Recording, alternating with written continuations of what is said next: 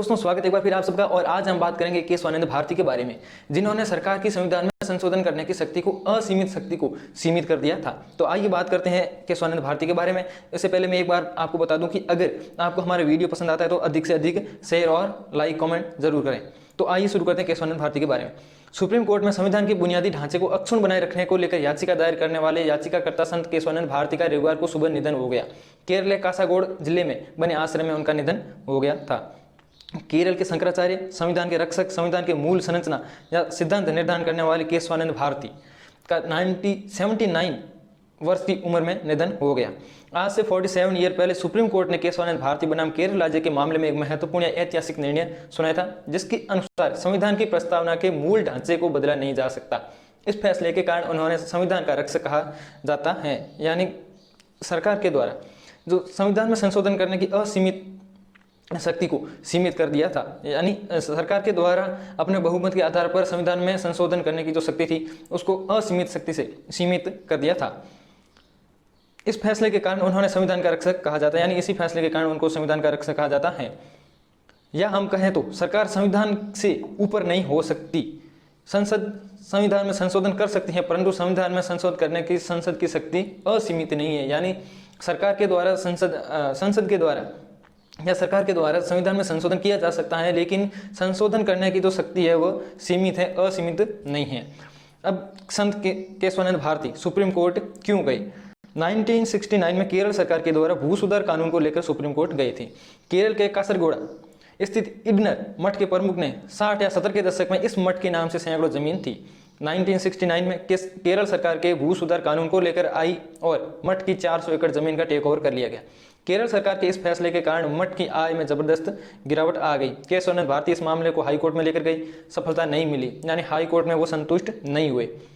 इसके बाद supreme court चले गए। उन्होंने अदालत से संविधान द्वारा आर्टिकल 25, 26, 14, 19 और 31 के तहत दिए गए अधिकारों को लागू करने की मांग की। के स्वानंद का कहना है कि सरकार का बनाया कानून उनके संवैधानिक अधिकारों के खिलाफ है, इसलिए वह सुप्रीम कोर्ट चले गए थे। अब आगे बात करें सुप्रीम कोर्ट की। अब तक की सबसे बड़ी बेंच का गठन किया गया। सुनवाई लगातार 68 दिन तक चलती रही। सुप्रीम कोर्ट ने अब तक की सबसे बड़ी बेंच का गठन किया। इस समय देश में पीएम इंदिरा गांधी थी और यह मामला काफी अहम था। संसद यानी सरकार की ताकत, या हम कह सकते हैं कि पीएम की ताकत तय होने वाली थी। सरकार चाहती थी कि सुप्रीम कोर्ट यह फैसला केरल सरकार के पक्ष में ही सुनाए, यानी के स्वानंद भारती के पक्ष में न सुना करके केरल सरकार के पक्ष में ही सुनाए। जो केरल सरकार के द्वारा कानून लाया गया था उनको ही उनके पक्ष में ही यह मामला सुनाया जाए। मामले में की सुनवाई के लिए सुप्रीम कोर्ट में 13 जज की आज़ाद भारत के न्यायिक हिस्ट्री यानी इतिहास में सबसे पहली बार इतनी बड़ी बेंच का गठन किया गया था। उस समय मुख्य न्यायाधीश एम सीकरी थे, वह नाना पालकीवाल के स्वानंद भारती के जो मुकदमा था सुप्रीम कोर्ट में उसकी पैरवी कर रहे थे। सुनवाई लगातार 68 दिन तक चली। 31 अक्टूबर 1972 से स्टार्ट होकर के 23 मार्च 1973 तक चली, जबकि फैसला 24 अप्रैल 1973 को सुनाया गया। इस मुद्दे पर सुप्रीम कोर्ट के 13 जज एक मत नहीं हो पाए। सुप्रीम कोर्ट की बेंच ने 6-7 के बहुमत से फैसला सुनाया गया। सुप्रीम कोर्ट का निर्णय संविधान की मूलभूत संरचना यानी आधारभूत जो ढांचा या मूलभूत ढांचा जिसे हम कहते हैं उसमें बदलाव नहीं कर सकती हैं।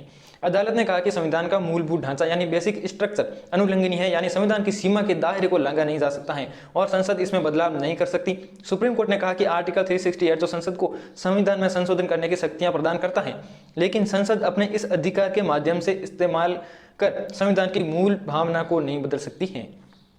आगे हम देखते हैं संशोधन करने की शक्ति संसद के पास असीमित नहीं है, यानी अदालत ने कहा संसद के पास आर्टिकल 368 के तहत संविधान में संशोधन करने की शक्ति तो है, लेकिन यह शक्ति असीमित नहीं है, यानी सीमित है। एक संविधान के दायरे में रहते हुए इसमें संशोधन किया जा सकता है, यानी सीमित है। यानी संशोधन तभी मान्य है जब तक वो संविधान की प्रस्तावना के मूल ढांचे को नहीं बदलता है। इसके अलावा अदालत ने कहा कि कोई भी संशोधन संविधान की प्रस्तावना की भावना के खिलाफ नहीं हो सकता, यानी संसद के द्वारा या सरकार के द्वारा किए गए संशोधन संविधान की मूल भावना यानी प्रस्तावना के खिलाफ नहीं हो सकता, यानी प्रस्तावना में संशोधन नहीं किया जा सकता है। अब बात करते हैं संविधान की मूलभूत संरचना क्या है, यानी संविधान की मूलभूत संरचना क्या है। अगर हम आम बोलचाल की भाषा में सवाल करें तो यह पूछा जा सकता है कि संविधान की मूल भावना क्या है। अथवा संविधान की प्रस्तावना का मूल ढांचा क्या है? इसका जवाब है कि हमारे संविधान निर्माताओं ने न्यायिक समीक्षा, धर्मनिरपेक्षता, स्वतंत्र चुनाव, संसदीय ढांचा, संसदीय लोकतंत्र, विधि का शासन, शक्तियों का पृथक्करण, वैश्विक मताधिकार, विधि का शासन, पंथ निरपेक्षता को संविधान की मूल भावना कहा है। यानी स्पष्ट परिभाषा का उल्लेख नहीं किया है, लेकिन ये जो शब्द हैं इनको मूल भावना कहा जाता है। यानी सुप्रीम कोर्ट के फैसले का सार यह था कि संसद संविधान में संशोधन तो कर सकती है, लेकिन संशोधन तभी तक मान्य होगा विधि सम्मत है, यानी मान्य या विधि सम्मत है, जब इस संशोधन में संविधान की मूल भावना का शरण नहीं होना चाहिए, यानी मूल प्रस्तावना की भावना के खिलाफ नहीं होना चाहिए। सुप्रीम कोर्ट के द्वारा दिए गए फैसले न्यायिक शास्त्र में एक सिद्धांत बन गया, इसे संविधान की मूल संरचना सिद्धांत कहा गया। यानी सुप्रीम कोर्ट के द्वारा दिए गए इस फैसले के कारण संविधान की मूल संरचना का इसे फैसले को सिद्धांत कहा गया। सुप्रीम कोर्ट की यह जुडिशियल थ्योरी आगे चलकर कई अहम फैसलों की बुनियाद भी बनी। अब क्या बुनियाद बनी उसको भी हम देखते हैं। सर्वोच्च संविधान या सरकार, उसके बाद में कहा गया कि अब इस फैसले के बाद में सर्वोच्च संविधान है या सरकार।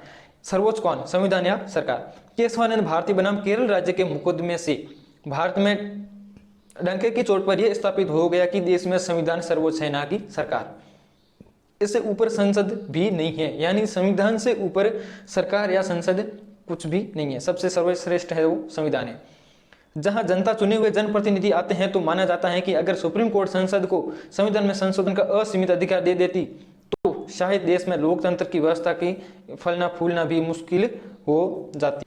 इसके बाद में सरकार के कई संशोधन निरस्त भी हो गए। यानी केशवानंद बनाम केरल राज्य के वाद के बाद में सुप्रीम कोर्ट के द्वारा दिए गए फैसले के अनुसार, यानी मूलभूत संरचना या वो जो मूल ढांचा था उसमें संशोधन नहीं किया जा सकता। इसके बावजूद भी सरकार के द्वारा कई संशोधन किए गए। इमरजेंसी के समय इंदिरा गांधी सरकार के द्वारा किए गए संशोधन निरस्त हो गए। सरकार ने 39वां संशोधन किया। इसमें राष्ट्रपति, उपराष्ट्रपति, लोकसभा अध्यक्ष व प्रधानमंत्री के चुनाव को किसी भी तरह की चुनौती नहीं देने का प्रावधान था। उसके बाद 41 संशोधन के अनुसार राष्ट्रपति, उपराष्ट्रपति, प्रधानमंत्री व राज्यों के राज्यपाल के खिलाफ किसी भी प्रकार का केस नहीं किया जा सकेगा। न उनके कार्यकाल के समाप्त होने के बाद उस पर कोई भी कार्यवाही नहीं की जा सकती, यानी उनके खिलाफ कोई भी एक्शन नहीं लिया जा सकता।